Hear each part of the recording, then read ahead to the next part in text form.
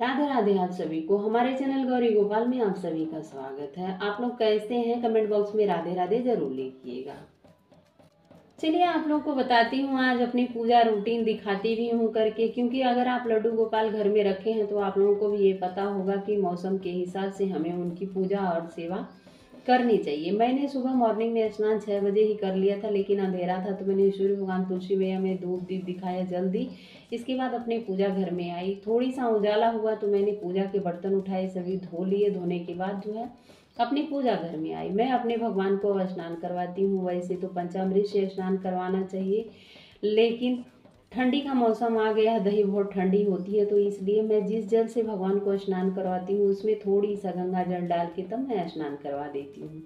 आपको ये भी ध्यान रहे कि अगर सर्दियों में आप जो है स्नान करवा रहे हैं तो अगर हल्का सा गुनगुना पानी आपके पास टाइम है तो आप गुनगुना करके भी लड्डू गोपाल को स्नान करवा सकते हैं। अगर आप घर में लड्डू गोपाल रखे हैं तो नियमित उनको स्नान करवाना चाहिए। और एक चीज़ ये भी याद रहे कि अगर आप लड्डू गोपाल को घर में रखे हैं तो उनके दिन भर में जो है 2 बार तो दूध से जो है भोग लगाना चाहिए।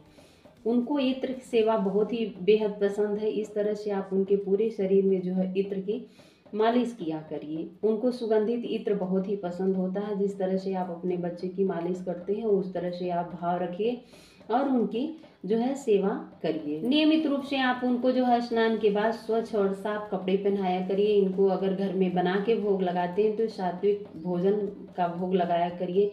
सुबह एक बार स्नान के बाद जो है इनको दूध का भोग लगाइए। शाम को शयन करवाने के पहले इनको दूध का जो है भोग लगाया जाता है। इस तरह से मैं लंगोटी नहीं बनाई थी, तो मैं इसी छोटे छोटे ऐसे ही कपड़े बनाई हूँ अपने हाथों से।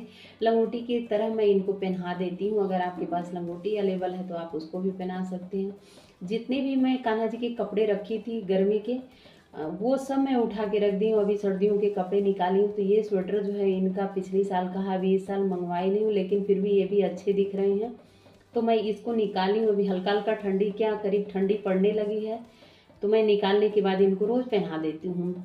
एक ना एक कपड़े रोज़ इनको बदल बदल के कपड़े पहनाना चाहिए और इनको जो है केसर और चंदन का तिलक लगाना चाहिए। इनका श्रृंगार बेहद ज़रूरी होता है। आप स्नान के बाद इनको श्रृंगार करवाइए। करवाने के बाद मैं अपने पूजा घर के मंदिर में इनको विराजमान कर देती हूँ। लड्डू गोपाल को घर में रखते हैं तो उनकी खास तरह से पूजा अर्चना करनी चाहिए। कुछ खास नियम होते हैं जिन्हें आपको फॉलो करना चाहिए, नहीं तो आपकी पूजा जो है स्वीकार नहीं मानी जाती है। अगर आप लड्डू गोपाल को घर में लाए हैं तो ये भी जान के रखिए कि उनकी देख रेख, उनकी सेवा जो है नियमित रोजाना बच्चे की तरह जो ही करनी चाहिए।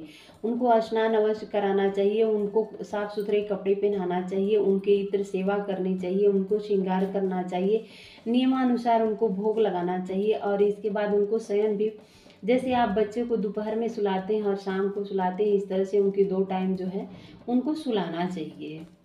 उनकी खास तौर से देख रेख करनी चाहिए, धूप दीप दिखाना चाहिए, उनकी आरती करनी चाहिए। इसके लिए देखिए मैं, और भोग में मैं जो है 2 बार 2 जगह भोग लगाती हूँ। ये गणेश भगवान को अलग लगाती हूँ, कान्हा जी को अलग लगाती हूँ, क्योंकि कान्हा जी के भोग में तुलसी का पत्ता पड़ता है और गणेश भगवान के भोग में तुलसी का पत्ता नहीं पड़ता। इसलिए आप इस चीज़ का भी ध्यान रखें कि अगर भोग लगाते हैं तो भोग के 2 जगह लगाना चाहिए।